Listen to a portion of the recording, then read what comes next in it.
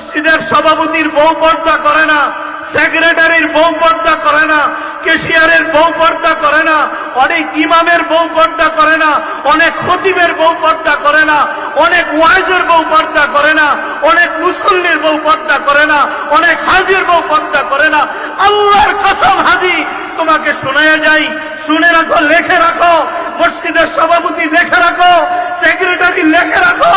তোমার সেক্রেটারি কোনো কাজ হবে না, সভাপতিত্ব কোনো কাজ হবে না, ইমামতি কোনো কাজ হবে না, মসজিদের ইমামতি কোনো কাজে আসবে না, খতাবতের কাজে আসবে না, মুহতামিমগিরি কাজে আসবে না। যদি তোমার বিবি পর্দায় না থাকে, তুমি বড় ভাই তোমার বোনকে যদি পর্দায় না রাখো, তুমি স্বামী তোমার স্ত্রীকে যদি পর্দায় না রাখো,